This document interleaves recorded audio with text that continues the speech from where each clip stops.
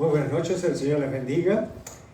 Sean bienvenidos al estudio bíblico en medio de la semana. Vamos a dar inicio, como siempre, con oración, encomendándonos al Señor y su guía en la enseñanza de hoy. Señor y Padre, te alabamos porque tú eres bueno, misericordioso, grande es tu misericordia, Señor, y cada día podemos disfrutar de ella, oh Dios.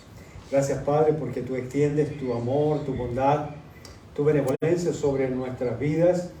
Y nos das ahora, oh Dios, el privilegio, el honor de acercarnos a tu palabra. Te rogamos, oh Dios, que nos ayudes a tener oído atento, que podamos entender con nuestra mente bajo la enseñanza y dirección de tu Santo Espíritu, tomando esta preciosa palabra, nutriendo nuestra vida, instruyéndonos, formándonos y transformándonos.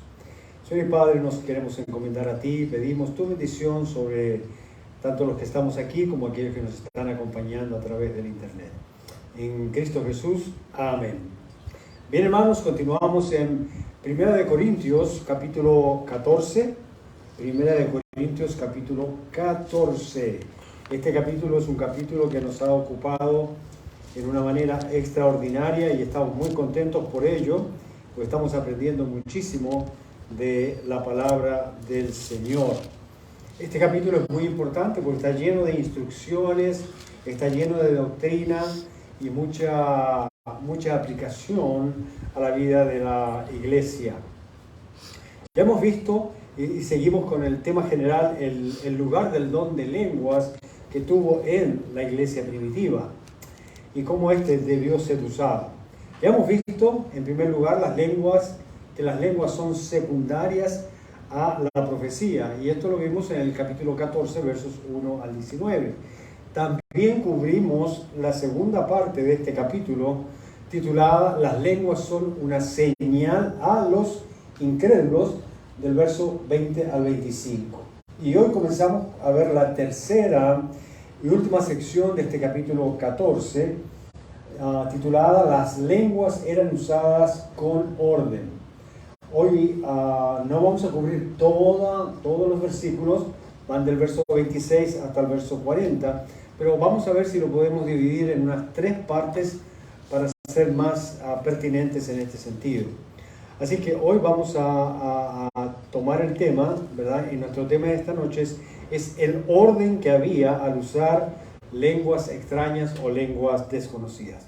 Así que vamos directo a nuestro texto de estudio en 1 Corintios 14. Hoy vamos a estudiar los versos 26 al 28. Nos dice así la palabra del Señor. 1 Corintios 14, 26 al verso 28. ¿Qué hay pues, hermanos, cuando os reunís? Cada uno de vosotros tiene salmo, tiene doctrina, tiene lengua, tiene revelación, tiene interpretación. Hágase todo para edificación. Verso 27. Si habla alguno en lengua extraña, sea esto por 2, a lo más 3, y por turno, y uno interprete. Y si no hay intérprete, calle en la iglesia y hable para sí mismo y para Dios. Como ustedes ven el sentido y el tono de esta primera porción, de este gran tema que vamos a dividirlo en 3, está realmente hablando de instrucciones, está dando instrucciones, pautas, ¿verdad? O normas, si usted lo quiere llamar así, para el uso correcto y apropiado de las lenguas desconocidas o extrañas en el tiempo de la iglesia primitiva. Uno de los problemas que tenía la iglesia de Corinto era que creía que por tener abundantes dones había que usarlos todos indiscriminadamente, lo que llevó a la congregación, evidentemente, al desorden y al caos. Lamentablemente esto es lo que ocurre en muchas congregaciones de tipo o estilo carismático. En general, en iglesias que se dejan llevar por la emoción y donde creyentes, escuchen bien esto, que era lo que pasaba en la iglesia de Corinto, donde creyentes buscan protagonismo. Hay que tener cuidado con eso. La razón para ello es que tienen una idea equivocada de quién es la bendita persona del Espíritu Santo. La idea de la espontaneidad es sinónimo para ellos de espiritualidad. ¿Les suena eso familiar? La idea de la espontaneidad. Como es espontáneo, entonces eso sí es del Espíritu, eso sí es de Dios. Pero eso tiene que ver más con una cuestión de tipo cultural que doctrinal. En la cultura del Medio Oriente, en la cultura de la Asia de aquel entonces, pues estamos hablando de una cultura árabe, una cultura que es muy afectiva, una cultura que es muy abierta, una cultura que es muy espontánea, especialmente en esa región donde estaban los hermanos de Corintio. Se parece mucho a nosotros porque como hispanos tenemos esa herencia también, traemos esa herencia. De hecho, cuando una persona se prepara mucho, inclusive puede ser hasta criticada por tener demasiada preparación. ¿Por qué? Porque nosotros los latinos, los hispanos, preferimos la espontaneidad, ¿no? Y pues que pensamos que eso es mucho más inteligente. Ahora, en cierto sentido, sí hay que tener cierta habilidad para tener esa espontaneidad, pero no necesariamente quiere decir que no haya que prepararse. Ahora, especialmente en el mundo hispano, repito, o latino, se piensa que la espontaneidad o la improvisación son sinónimos de sinceridad. Solamente quiero recordarles esto, que la mejor improvisación, bíblicamente hablando y desde el punto de vista de la inteligencia y de la sabiduría, la mejor improvisación es la que se prepara. ¿Ya? La mejor improvisación es la que se prepara. ¿Por qué? Porque en la improvisación, aunque pueden haber muchos aciertos, pueden haber demasiados errores y hay un riesgo que debemos seguir, especialmente cuando se trata de asuntos de carácter espiritual. Nosotros asumimos que pues Dios siempre tiene que manifestarse en una manera inesperada, en una manera espontánea. Pero vamos a ver a través de la palabra del Señor con algunos ejemplos que realmente Dios no actúa así. A nosotros nos parece que fuera así porque no estamos pendientes de la acción y el obrar de Dios. Pero si estuviéramos más pendientes de lo que Dios está haciendo, de la obra de Dios, veríamos que Dios no está actuando tan espontáneamente o tan improvisadamente como a nosotros nos parece o lo percibimos. Más bien vamos a darnos cuenta que Dios está constantemente, permanentemente obrando. Él está ahí, pero nosotros no nos damos cuenta de eso. Y cuando nos damos cuenta, entonces a eso lo llamamos la intervención espontánea, ¿verdad?, de Dios. Y traemos eso a la iglesia, ¿verdad? Y pensamos que improvisación es sinónimo de sinceridad al mismo tiempo. En la iglesia se piensa que eso es una manifestación del Espíritu Santo, no necesariamente.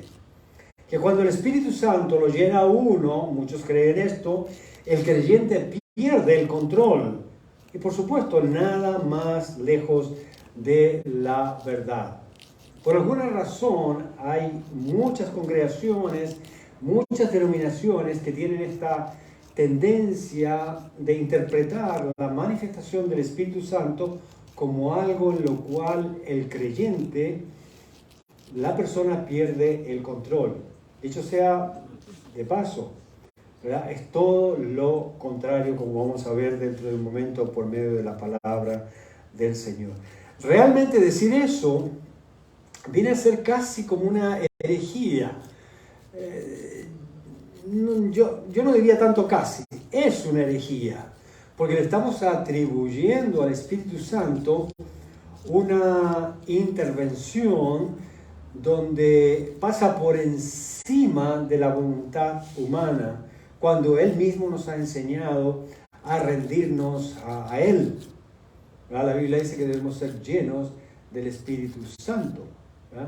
Cuando la Biblia dice que debemos ser llenos del Espíritu Santo, No es un asunto de abrir los brazos, abrir la boca y como un embudo que vamos a ser llenados sin ningún control. No, eso es un proceso progresivo que donde vamos por medio de la palabra del Señor, la comunión íntima con el Señor, a medida que vamos madurando y creciendo y teniendo una relación permanente y profunda con Dios, entonces que vamos a ser llenos del Espíritu Santo. Pero eso no es algo que sucede, como dicen algunos, soplar y hacer botellas. O entonces pues no habría ninguna manera de madurar y realmente procesar la obra de Dios en nuestra vida y asimilarla en una manera permanente. Así que realmente creemos que cuando el Espíritu Santo lo llena a uno, no es que el creyente pierda el control, es al revés. Cuando un creyente está lleno del Espíritu Santo, está en mejor control de sí mismo. El Espíritu Santo realmente, cuando uno está lleno y anda en el Espíritu, va a tener mayor dominio propio. Eso es lo que enseña la palabra del Señor. Es un fruto, es una característica, ¿verdad?, que viene con ser lleno del Espíritu Santo o andar en el Espíritu Santo. Pero por alguna razón nosotros separamos eso de los dones. Y pensamos que los dones es una cuestión explosiva y algo que no tiene nada que ver con nosotros participar en la manifestación de aquello que el Espíritu Santo ha repartido para nosotros para ministrar inteligentemente o racionalmente a otras personas. El Espíritu Santo, lejos de ser un poseedor, entre comillas, vino a habitar en nosotros y no a poseernos por la fuerza. Recuerden que el Señor Jesús, antes de irse, oró al Padre, ¿para qué? Para que viniera el Espíritu Santo, ¿verdad?, y habitara en nosotros. No dice para que nos poseyera, dice para que habitara en nosotros. Y hay una gran diferencia. Y vamos a ver dentro de un momento, ¿verdad?, que es delicado y sumamente peligroso decir que el Espíritu Santo es el que nos posee. Inclusive yo escucho, lo he oído muchas veces, decir, no, que no pude contenerme porque el Espíritu Santo me poseyó. Que es como que pasó por encima de ti, ¿verdad? Suena muy negativo, suena totalmente el opuesto de lo que realmente hace el Espíritu Santo.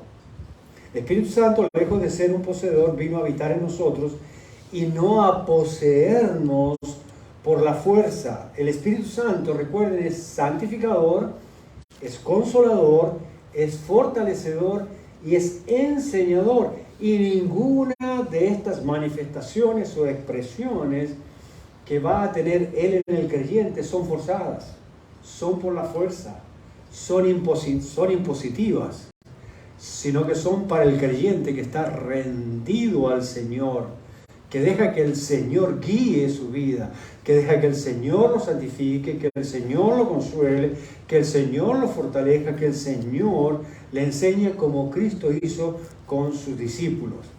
Eso es lo correcto.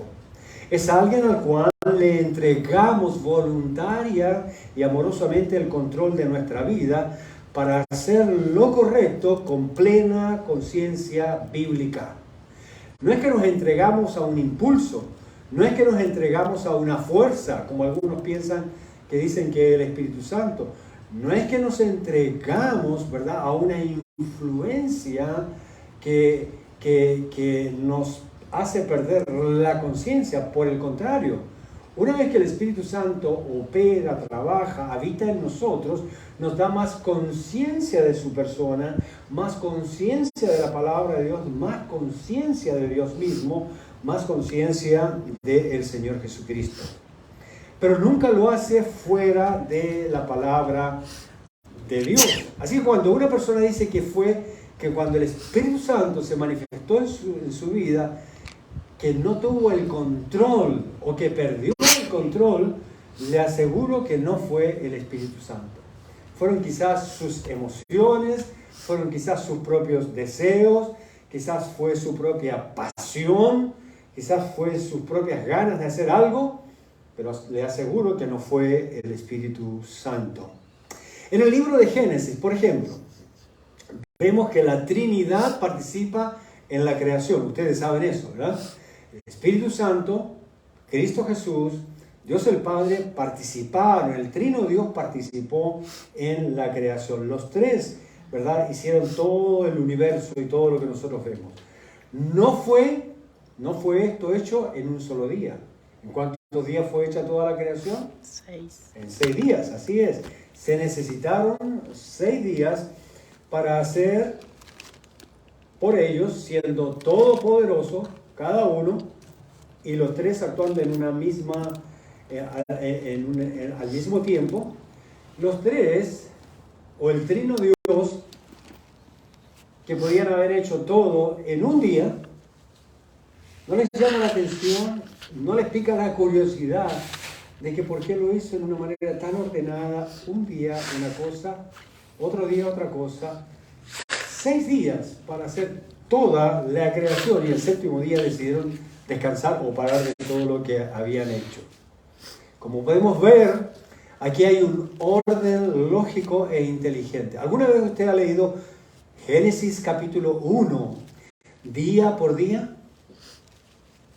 ¿Se ha dado cuenta cómo fue hecha la creación? Ahí hay una lógica, ahí hay un orden progresivo donde se establece todo el escenario donde Dios va a obrar y donde el hombre va a actuar como Dios le entrega. ¿No le llama eso la atención? Que el Dios todopoderoso, el Dios omnipotente, el Dios omnisciente, se haya tomado el tiempo en hacer el universo, la creación, los cielos y la tierra, en 6 días, pudiéndolo haber hecho en un segundo. Ahora nosotros muchas veces queremos que las cosas sucedan en un segundo. Y muchas veces, ¿verdad?, adjudicamos al Espíritu Santo una impresión o un impulso, ¿verdad? Lo percibimos por lo menos de esa manera, sin darnos cuenta que a lo mejor lo que está realmente haciendo es que viene trabajando en nuestras vidas y que en ese momento recién nosotros nos dimos cuenta de su obra. Además, al final, en el 6º día, vemos la creación del hombre como culminación de la obra de la creación de Dios. Especialmente en el Nuevo Testamento vemos que Dios en su palabra siempre da una instrucción doctrinal y luego la aplicación práctica. De hecho, también lo vemos en el Antiguo Testamento. Dios da la enseñanza, Dios da la ley y luego te dice cómo llevarla a cabo, cómo agradar a Dios, cómo proceder en cada situación específica. ¿Y saben por qué? Porque Dios es un Dios de orden, ¿no? Nosotros queremos que Dios nos haga las cosas instantáneamente, sin embargo nosotros no queremos obedecer instantáneamente. ¿No le parece que algo anda raro? Sin embargo, cuando hablamos del Espíritu, espiritualizamos y mistificamos todo eso y asumimos automáticamente, ¿verdad?, que el Espíritu de Dios es el que está ahí obrando. Realmente, si nos mantuviéramos andando en el Espíritu, siendo llenos del Espíritu, quizás podríamos percibir mejor la obra permanente, la providencia, la soberanía de Dios en cada asunto de nuestra vida, y no de vez en cuando, o cuando nosotros estemos listos, o cuando nos damos cuenta. No, el Señor siempre está obrando. El Señor, Dios Todopoderoso, está ahí. En otras palabras, siempre nos da la base, la instrucción, el fundamento antes de hacer algo. En la porción bíblica de hoy se trata de establecer el procedimiento, un procedimiento que ayudará a corregir el comportamiento. Generalmente cuando Dios nos da los procedimientos es para ayudarnos a corregir nuestros comportamientos. Y eso es lo que hay aquí, que está haciendo el apóstol Pablo, inspirado por el Espíritu Santo. Él sabe que eso no va a ocurrir de la noche a la mañana. De hecho, él sabe que cuando dé la enseñanza, pues a la iglesia le va a tomar su tiempito, le va a tomar su tiempo quizás muy largo, en aprender y procesar todo eso para hacer los ajustes. Aún más, él mismo, quizás un poco decepcionado, dice, mire, bueno, cuando yo me vaya, yo sé que cuando yo me vaya van a entrar lobos dentro de la iglesia. ¿No? O sea, él entendía todo lo que realmente implica en la vida de la iglesia, lo que pasa ahí adentro. Pero para nuestro beneficio sabemos que, y tenemos el procedimiento, tenemos el manual de la preciosa palabra del Señor para realmente corregir y encaminar, dirigir nuestro comportamiento delante del Señor. En este caso sería para el uso de las lenguas, en el tiempo en que el apóstol Pablo habla, sea ordenado y sistemático. ¿Eh? ¿Por qué? Porque hasta ahora en la iglesia de Corinto eso era un enredo, eso era una confusión, eso era un desorden, ¿no? Y esto estaba creando problemas de mal testimonio y también estaba creando un poquito de alteración en la congregación. Había desaveniencia, había desunión a causa de esto. Así que aquí hay acciones a las que siempre debemos actuar a fin de no permitirlas en la iglesia de Cristo, que es lo que hoy vamos a aprender también. El punto es que no importa lo que se ministrara, debía de haber un respeto, una reverencia y un orden en la iglesia. Observemos en nuestro primer texto, verso 26. Verso 26. ¿Qué hay pues, hermanos? Primera de Corintios 14, 26. ¿Qué hay pues, hermanos? Cuando os reunís, cada uno de vosotros tiene salmo, tiene doctrina, tiene lengua, tiene revelación, tiene interpretación. Ahora, ¿por qué lo dije rápido? Porque eso era lo que pasaba simultáneamente en la congregación. Parece que todos querían, ¿verdad?, ministrar al mismo tiempo, simultáneamente. Y por supuesto, imagínense, pues todos queriendo hacer una cosa diferente. Oiga, pues sí sería un problema. Tiene interpretación, luego dice, hágase, y agrega después del punto, al final, la última frase del verso dice, hágase todo para edificación. En otras palabras, si una iglesia se reúne para tener salmo, doctrina, lengua, revelación e interpretación, y todo eso simultáneamente, todo eso en el mismo día, en la misma mañana o en las mismas 2 horas en las cuales se reúne la iglesia, la pregunta que está haciendo indirectamente, por ironía, el apóstol Pablo es, oye hermano, ¿ustedes creen que aquí nos vamos a edificar? ¿Ah? ¿Ustedes creen que aquí vamos a sacar provecho, verdad? Si uno está hablando por salmo, el otro está hablando en lengua, el otro está predicando, el otro está haciendo, dando doctrina. ¿Usted cree que alguien va a entender lo que está pasando? ¿Nos vamos realmente a beneficiar? Si alguien tiene una pregunta, ¿cómo lo vamos a hacer? ¿No? Bueno, a lo mejor 1 o 2 van a poder responder la pregunta. Y si alguien tiene una pregunta de otro aspecto, de alguien que está ministrando este asunto, mire, explicarlo nomás ya es una confusión. Es un enredo. Pablo dice, no, pues. Entonces, aquí habla de salmo, doctrina, lengua, revelación, interpretación. Como ustedes ven, todas estas cosas son parte del culto. Eran parte del culto de aquel entonces, por lo menos. Toda esta terminología que es parte de la vida de la iglesia. Ahora, Pablo asume, por discernimiento y práctica o experiencia, que no todos tienen cada uno de estos. ¿Qué cosa? Salmo, doctrina, lengua, revelación, interpretación. ¿Verdad? Y que tenerlos todos al mismo tiempo o hacerlos correr como ellos lo hacían, pues sería un gran problema tratar de ministrarlos todos al mismo tiempo. Por lo que nota que los hermanos de Corinto no están interesados en edificar, aprender o servir, sino son solo con expresarse a sí mismos. ¿Recuerdan la última frase de 1 Corintios capítulo 14, verso 26? Dice, hágase todo para edificación. En otras palabras, si ustedes me van a tirar aquí el chorro de salmo, el chorro de doctrina, el chorro de lengua, el chorro de revelación y el chorro de interpretación, aquí no se va a edificar nadie. Lo único que va a suceder aquí, que el que tenga salmo, doctrina, lengua, revelación e interpretación, lo único que va a ocurrir es que se va a desahogar. Eso va a ser todo. O sea, satisfacción o expresarse a sí mismo, pero no va a ser de edificación.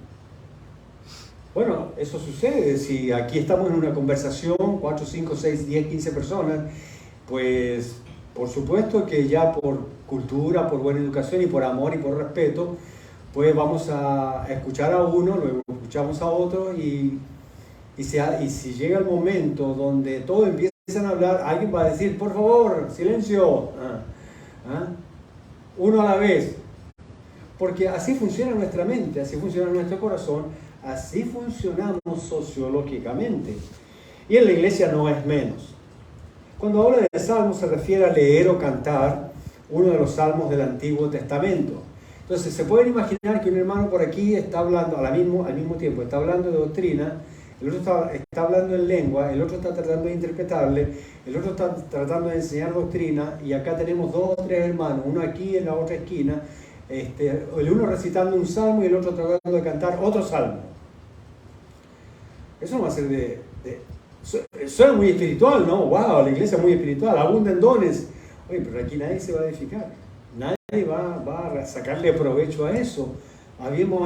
Nuestra atención va a estar totalmente dividida. Cuando se dice doctrina, se refería probablemente a una enseñanza favorita o temas preferidos que quisieran los hermanos tratar. Cuando se trataba de revelación, esto ya era más complicado porque sería algo nuevo y pues los apóstoles y los liderazgos de la iglesia meterían la mano. Pues ustedes se pueden imaginar, ¿verdad? Por un lado teniendo salmos, alguien cantando o alguien recitando un salmo, teniendo una enseñanza doctrinal y alguien tratando de traer una nueva revelación o una revelación que fuera, aun cuando fuera bíblica, en medio de todo ese bullicio, en medio de toda esa actividad, sería como muy complicado. Cuando dice lengua, está asumiendo que fueran las verdaderas y no las falsas. Y cuando se refiere a interpretación, que era el requisito para usar las lenguas, que para el caso lo más probable es que solo hubiera uno que lo hiciera. Ahora, ustedes se pueden imaginar, yo pensaba originalmente, hoy mejor si hay varios que pueden interpretar. ¿Por qué? ¿Por qué sería bueno que hubieran varios que pudieran interpretar? Bueno, porque este va a interpretar y quizás un tercero va a interpretar y los 3 me van a decir, no, está bien, sí, está diciendo la verdad el que está hablando en lengua, o está diciendo lo correcto, o van a decir lo mismo, va a haber un sentido, ¿verdad? Pero quizás eso, como cada uno tiene su propia personalidad, cada uno pondría su énfasis, cada uno pondría su tonito, cada uno pondría su interpretación, quizás. Y en vez de ser de ayuda, sería de más confusión todavía. Así que da la impresión de que pues, el intérprete no tiene que haber sido muchos, como vamos a ver dentro de un momento y explicarlo por qué realmente no es que había muchos intérpretes al respecto. Pero aún en el caso de que todos tuvieran algo que decir, esto no podría hacerse de una sola vez. El problema hasta ese momento es que todos querían hacerlo al mismo tiempo, pues y eso hubiese sido una locura. De hecho, ¿verdad? Era lo que estaba ocurriendo con algunos inconversos, ¿verdad? Pensaban que eran locos al tener todo eso ahí, todo era parte del culto, pero oye, lo tenían mezclado. ¿Por qué no organizarlo? ¿No? Para que pudiera ser entendible. La verdad es que actualmente la iglesia se edifica con una enseñanza a la vez. La gente por lo general no digiere tanta información bíblica al mismo tiempo. La puede escuchar, pero difícilmente la procesa o asimila para su propia vida. Así que debido al desorden y la confusión que había, Pablo le da el mandato, ¿verdad? Lo que es ahí el verso 26, 27. 26, que dice que hágase todo para edificación. La palabra edificación en el griego es oiko, que significa casa, y dom, ¿verdad? Que significa edificar. De ahí viene la palabra domo, el domo, ¿no? Que es una edificación como una casa pero grande. Oikodome es literalmente la construcción de una casa, es lo que significa realmente la palabra edificación. Hágase todo para edificación. ¿Para edificar qué? La casa del Señor, para edificar el cuerpo de Cristo. Ahora, ustedes se pueden imaginar, yo no sé si ustedes alguna vez han visto estos videos donde le dicen que lo que hicieron en 6 meses se lo ponen en 10 minutos, ¿no? Ok, y usted ve, ¿no? Ok, van y ponen la base, van y ponen los pilares, van y después ponen el techo, van y después ponen todo lo que es la gafitería, van y después ponen todo lo que es la electricidad, van y después ponen todo lo que es la insulación, ¿verdad? Y así van por partes. Pero ustedes se pueden imaginar, ¿verdad?, que vengan todos los trabajadores y todos quieran hacer algo al mismo tiempo. Eso van a estar peleándose entre ellos. Y eso era exactamente lo que estaba ocurriendo en la iglesia. Así que la iglesia se construye como se construye una casa. Hay un proceso de edificación. No lo hacemos todo al mismo tiempo. Quisiéramos hacerlo todo al mismo tiempo. A mí me encantaría hacer muchas actividades al mismo tiempo. Pero si con una o dos a veces pues nos cuesta. ¿Se han dado cuenta de eso? ¿No? Entonces hay que ir por partes, ¿verdad? Y viendo cuáles son nuestras mejores opciones y posibilidades. Ahora, figurativamente, la edificación o construir una casa se refiere al proceso de crecer, mejorar o madurar. Así que cuando Pablo está diciendo hágase todo para edificación, se refiere a eso. Y a dos aspectos. A veces se piensa en una manera equivocada. La Biblia, ¿ustedes han escuchado hablar de la expresión el sacerdocio universal de los creyentes? En 1 de Pedro, ¿verdad?, en el capítulo 2 dice que todos somos real sacerdocio, ¿verdad?, pueblo escogido del Señor, ¿no? Algunos usan esa expresión lamentablemente en forma equivocada. Soy real sacerdocio, yo soy un príncipe del Señor, yo soy una princesa del Señor, ¿no? Eso no quiere decir que Dios está obligado en nada contigo, ¿no? Simplemente ese es un honor de un rol de servicio, ¿verdad? Y el libre acceso que tenemos ahora con el Señor. Pero muchas veces, ¿verdad?, la iglesia olvida que todos los creyentes somos sacerdotes del Señor ahora, en Cristo Jesús. Todos podemos ministrar al Señor. En el Antiguo Testamento solamente unos cuantos, los sacerdotes, solamente en el nombre del pueblo podían ministrar al Señor. Así que nosotros tenemos que tener los dos aspectos, ¿verdad? Y los tenemos ahora en el Nuevo Testamento, ya lo vemos. No solamente los líderes edifican la iglesia, sino los creyentes también edificamos la iglesia. Y esa es la gran diferencia. Todos participamos de la edificación de la iglesia del Señor Jesucristo. ¿Cómo sabemos eso? Bueno, los líderes, por ejemplo, edifican la iglesia en Efesios capítulo 4, versos 11 y 12. Por eso el apóstol Pablo aquí en el contexto de los dones les dice, bueno, que hágase todo para edificación. Cada hermano, cada hermana que tenga un don, y todos lo tenemos, pues no dice el pastor, no dice el evangelista, no dice el maestro, dice todos, hágase para edificación. O sea, todos hagan el trabajo de edificar la iglesia. En Efesios capítulo 4, versos 11 y 12 dice, y él mismo constituyó a unos apóstoles, a otros profetas, a otros evangelistas, a otros pastores y maestros, a fin de perfeccionar a los santos para la obra del ministerio. Entonces usted dice, si lo lee hasta ahí, usted dice, ve, sí, los líderes nomás son los que tienen que edificar la iglesia. Sí, pero mira lo que dice el verso 12, a fin de perfeccionar a los santos para la obra del ministerio. Miren la última línea, para la edificación del cuerpo de Cristo. En otras palabras, todos estos líderes preparan al cuerpo de Cristo para que cada uno sea parte de la edificación del cuerpo de Cristo. ¿Pero quiere más detalle? Bueno, los creyentes son parte de la edificación de la iglesia. También los creyentes, o a los creyentes se nos hace parte de edificar la iglesia del Señor Jesucristo, nuestra propia congregación. Todos trabajamos para ella. ¿Cómo sabemos eso? La Biblia nos dice, 1 Tesalonicenses capítulo 5, verso 11. Dice, por lo cual animaos unos a otros. ¿Y qué cosa? Edificaos unos a otros, así como lo hacéis. O sea, eso era la práctica normal, regular, edificarnos unos a otros. Pero los hermanitos de Corinto como que se olvidaron de eso.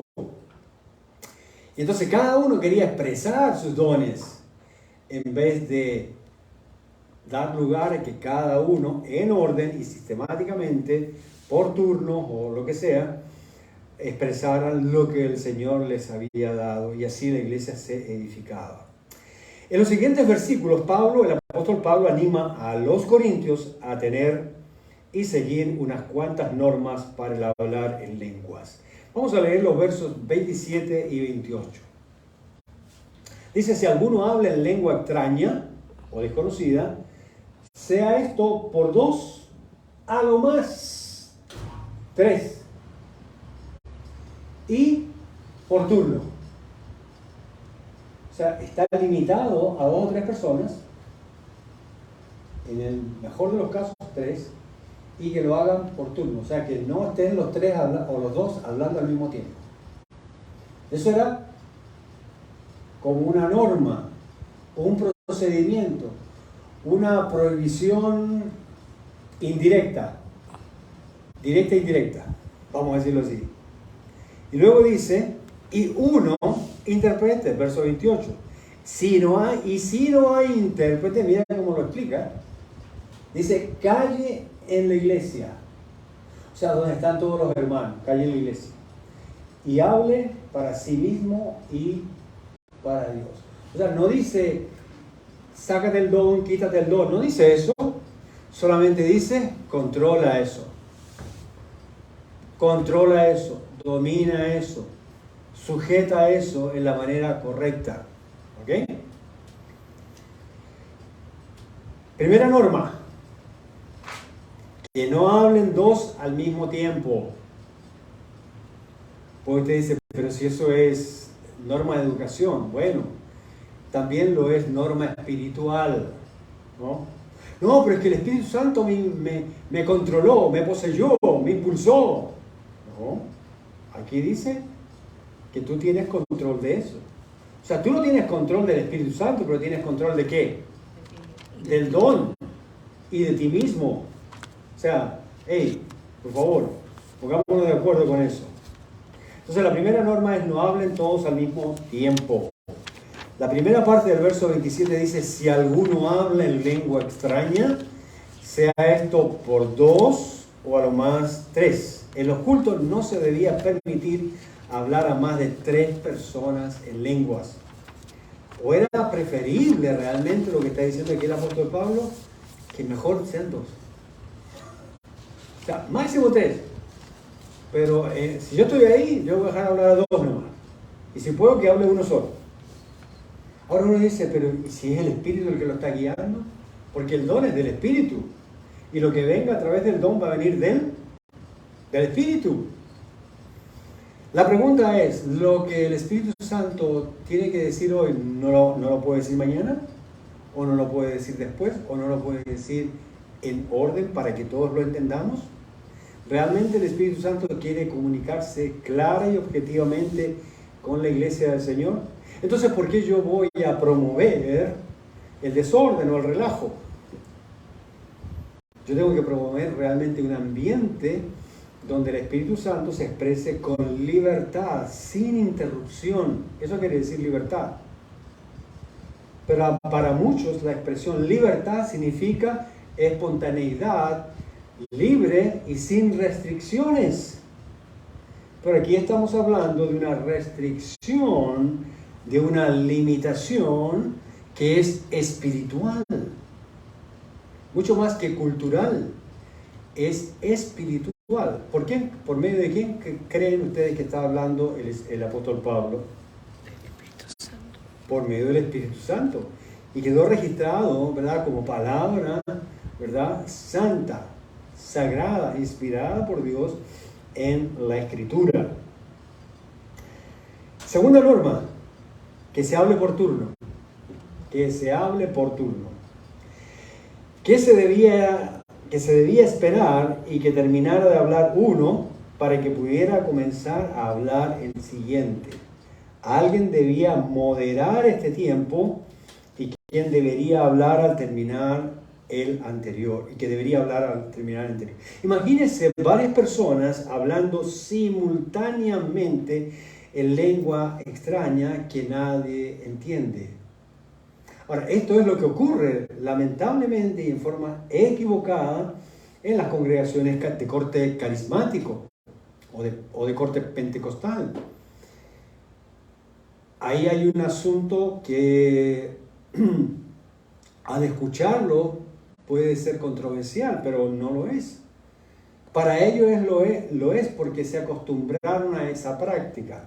Lo mismo hace el apóstol Pablo con los hermanos de Corintios. Están tan acostumbrados que les tiene que decir, paren esto. Esta no es la manera correcta en que Dios se comunica con nosotros. Realmente, cuando uno se pone a pensar bien en lo que significa comunión con Dios, es como el profeta Jeremías.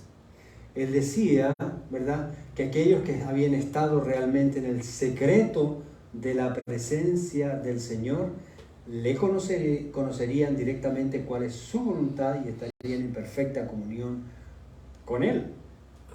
Entonces, ¿por qué tenemos que soltar un desorden y no realmente organizarnos? Es lo que está diciendo el apóstol Pablo.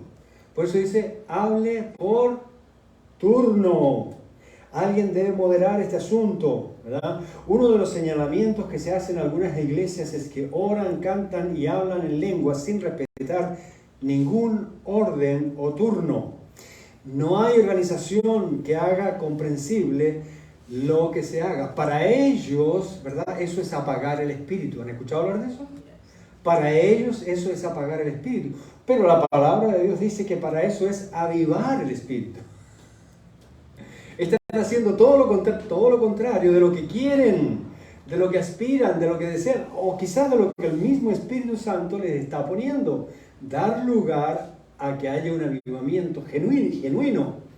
Pero lo están haciendo al revés. ¿Y cuántas cosas nosotros no hacemos al revés, hermanos? Porque mistificamos las cosas del Señor. Porque otros lo han hecho así, sin evaluar y sin sujetarnos a lo que dice exactamente la palabra del Señor. Así que no hay organización que haga más comprensible lo que debería hacerse para ellos. La idea es que nadie haga las cosas por su cuenta y diga que es el Espíritu de Dios. Así que una manera de saber que estoy dejándome guiar por el Espíritu de Dios no es que el Espíritu me guía inconscientemente, sino que el Espíritu de Dios me guía conscientemente y en orden para hacerlo. Si hay desorden, ya esa es una buena señal de que el Espíritu del Señor pues no lo está haciendo. Soy yo, simplemente. Tercera norma, que haya un intérprete. Todo aquel que hablara en lengua tenía que ser interpretado. De lo contrario, ¿cómo se sabría si está diciendo algo bueno o malo?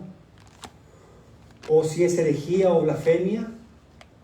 ¿Algo de Dios o del mismo infierno? Si están todos hablando o si son más de tres y no hay un intérprete, usted no sabe lo que está diciendo. A lo mejor es simplemente una jerigonza, a lo mejor está hablando cualquier cosa que no tiene nada que ver con las cosas del Señor.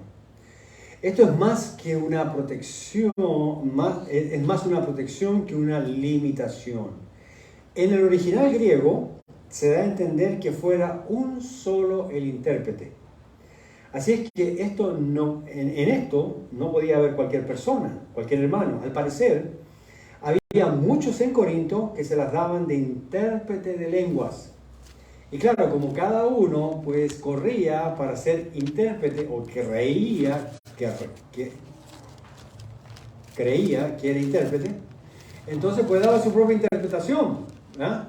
Era como los profetas en el Antiguo Testamento. Cada uno quería profetizar para ser reconocido como profeta. Y el Señor dice, yo no les he hablado. ¿Ya? Entonces, pues los hermanos de la iglesia de Corintio tenían que aprender, ¿verdad? Y reconocer y delegar, ¿verdad? En aquel que tuviera el verdadero don de interpretación. Es interesante esto porque a mí me toca ser traductor en la iglesia. Y hay muchas veces que traduciendo, ¿verdad? Tratando de transmitir el contenido original del idioma, es sumamente complicado, ¿no? Ni literalmente y a veces ni siquiera con las propias ideas bien cercanas a lo que nosotros pudiéramos entender, uno puede realmente expresar lo que se está diciendo o entienden en el otro idioma. Así que yo me imagino que para un intérprete esto era un asunto bien delicado si tomaba en serio su rol y tenía, bueno, el don. Me imagino que esta persona, así como cualquiera que tiene el don se prepara para servir, ellos también se preparaban, ¿verdad?, para no interpretar cualquier cosa.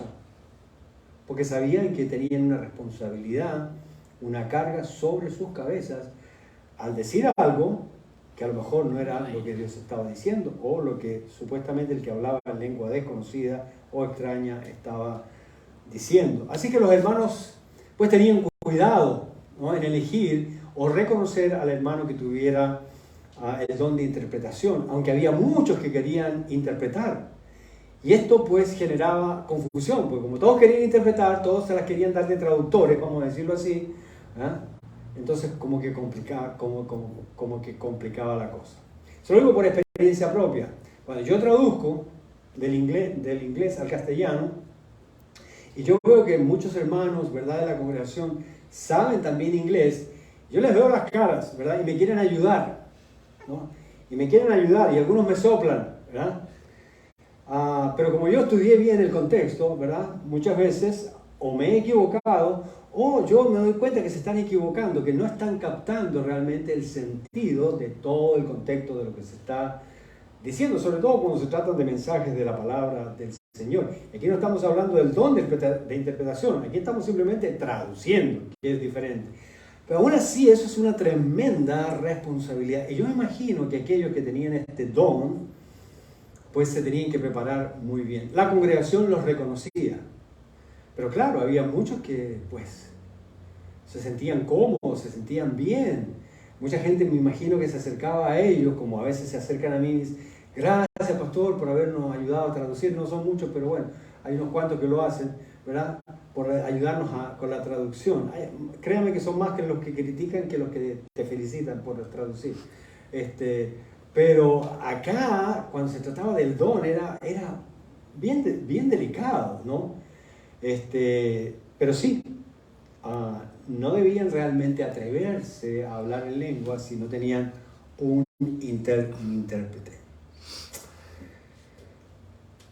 Ya nos podemos imaginar el mismo problema, estos varios, tratando de interpretar a los que hablaban en lengua desconocida o extraña. Al parecer, cada uno trataba de silenciar a otro. Por eso dice el verso 26, cada uno de vosotros tiene salmos, doctrina, revelación, porque cada uno trataba de hacer algo, ¿no? Ahora imagino que en su amor y en su pasión por servir al Señor y por manifestarse espirituales, pues querían hacerlo. Está bien, sí, pero tenía que haber un orden y Pablo trae ese orden. Cuarta norma, no hay obligación de usar el don. ¡Oh, pastor! ¿Y para qué Dios nos dio el don? Bueno, vamos a explicar esto. Muchos creyentes rayan en la impertinencia. Piensan de que si no usan el don, no son espirituales. ¿Ya? No me juzgues mal, estoy de acuerdo en tener pasión. Pero las cosas de Dios, o para las cosas de Dios, hay que tener respeto y reverencia. Hay que tener mucho dominio propio. Hay que colaborar para que las cosas sean claras en la iglesia. Hay que seguir el orden de Dios. Yo he visto, créame, muchos errores, muchas impertinencias, simplemente porque hubo pasión. No, pero pastor, debemos tener pasión. Yo ardo por dentro. Sí, pero debe usted usar, de acuerdo a la palabra, esa pasión, ese ardor que está dentro de usted, ese celo que está dentro de usted. De lo contrario, se le va a pasar la mano. Va a cometer una imprudencia. Va a salir haciendo una tontería de la cual después se va a arrepentir y va a tratar de decirle al Señor, pero Señor, tú me dijiste que lo hiciera. No, el Señor te va a decir, no, yo estoy harto eso. Eso fue cosa tuya. ¿Ah? Eso como tú reaccionaste, mira, es una reacción y no necesariamente quiere decir, pero como nosotros amamos al Señor, ¿verdad? Somos celosos, ¿verdad? Pero hay que tener cuidado, ¿verdad? Debemos sujetar nuestro don a la palabra del Señor. Muy importante eso. Hay que usar la pertinencia, saber usar la oportunidad, quiere decir eso.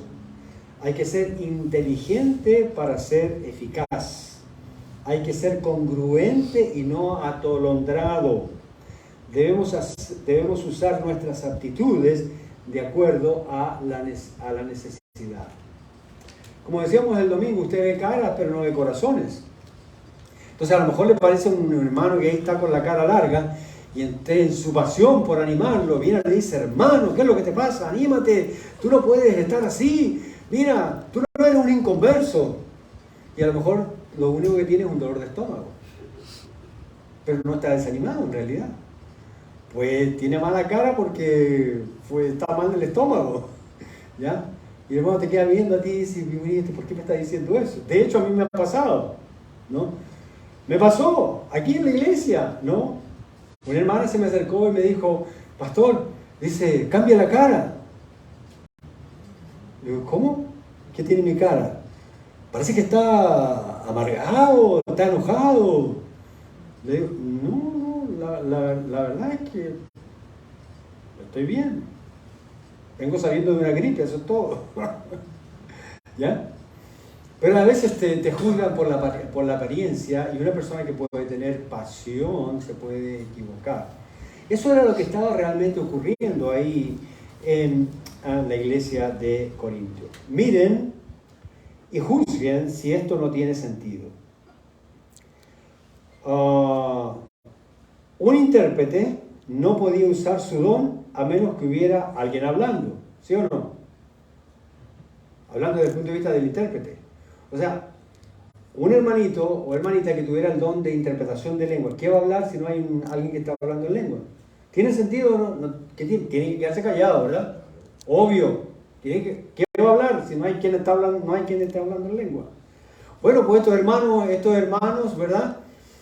En la iglesia de Corintios, muchos que tenían quizás este don de interpretación se ponían a hablar, a lo mejor hablando algo que dijeron la semana pasada, qué sé yo, tratando de mezclar. La cuestión es ellos aparecer, ¿no? Yo soy el intérprete. Ahora mírenlo del otro lado. Y uno que hablara en lenguas no podía hablar a menos que tuviera un intérprete. O sea, si un intérprete no podía hablar cuando alguien no estaba hablando en lengua, pues del otro lado de la moneda, cuando había, ¿verdad? Alguien que hablara en lengua y no estaba el intérprete, no tenía que quedarse callado. En los dos casos, ¿sí ves? Es bueno reflexionar sobre estas cosas, hermano, y ponernos en diferentes escenarios, porque eso nos ayudan a ser pertinentes y ser dirigidos realmente por el Espíritu del Señor de acuerdo a su palabra y no de acuerdo a nuestra apreciación. La pregunta que hacen algunos, y para ello hay una sola respuesta clara y contundente. Y si hay alguien que habla en lenguas y no estaba el intérprete, bueno, ya dijimos, ¿no? Pero ¿cuál es la respuesta? Que ese fue el problema. ¿Cuál es la respuesta? Calle. Calle. Y dice, no, pero es que Dios quiere hablar. Sí, pero Dios quiere hablar de una manera comprensible. Si no, recuerden cómo fue Pentecostés. Pentecostés fue un hecho comprensible. Fue una situación y circunstancia donde todos entendieron cómo el nombre de Dios era glorificado. Dice que entendían cómo se estaban revelando y expresando las maravillas que hablaban acerca de Dios. Al punto que todos decían, wow, esto es realmente, porque lo podían entender. Y podían decir amén a cada una de esas cosas. Así que cuando usted no entienda algo, hermano y hermana, por favor, hágame el favor y hágase el favor. Pregunte. ¿Entendieron? Sí. Bueno, si todos dijeron que sí, probablemente todos entendieron. Y si todos dijeron nada, a lo mejor entendieron o a lo mejor no entendieron nada. Pero tenemos que asegurarnos, ¿no? Y a veces parecemos los pastores, ¿verdad? Los que enseñamos la palabra del Señor, repetitivos, justamente porque tenemos que asegurarnos de que se entienda la palabra del Señor tal cual como está ahí. Que entre. ¿No? Hasta que entre, sea carne de nuestra carne y espíritu de nuestro espíritu. Bueno, la respuesta es calle y no lo haga en voz alta. O sea, no está diciendo que no lo haga, solo hazlo en una manera congruente, en una manera en que eso no vaya a crear un problema, un tropiezo o que alguien venga a decir que estás loco. Tan simple como eso, ¿no? Observa las palabras de este último versículo con el cual vamos a concluir. Primera de Corintios 14, verso 28, que dice: y si no hay intérprete, calle en la iglesia y hable para sí mismo y para Dios. Calle en la iglesia, ahí en la congregación, y hable para sí mismo, ¿está bien? Aunque usted no entienda, pero no hay problema, hable con usted. Y para Dios, Dios sabrá y conocerá lo que usted está hablando. Así que eso queda entre usted y Dios, pero no con el resto de la congregación, que no se va a edificar, no le va a sacar ningún provecho, no va a haber ningún entendimiento sobre aquello. Esto nos enseña que una persona con el don de lenguas o cualquier don, ¿verdad?, tiene control del don. Tiene control del don. La próxima semana vamos a hablar un poquito más de este detalle, porque vamos a hablar de los profetas o predicadores. Y estos que hablan en el idioma que usted y yo entendemos, dice que ellos tienen control específicamente del don, ¿no? Viene el complemento de esto.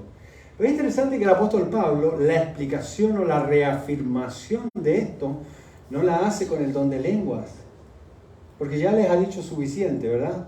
Los ha puesto bien sentaditos y en orden. Pero viene ahora con algo que todos podemos hacer, que es compartir y predicar la palabra del Señor. El mismo Espíritu de Dios nos da el poder y la capacidad de usar o no usar el don que nos ha dado para edificación o en orden. Nosotros pensamos que siempre tenemos que usar el don para edificación, pero no necesariamente. Y esta es la prueba. Si una persona no tiene el intérprete, dice que calle. Porque si usa el don, no va a ser para edificación. Así que no siempre usar el don va a ser para edificación. Tiene que ser pertinente.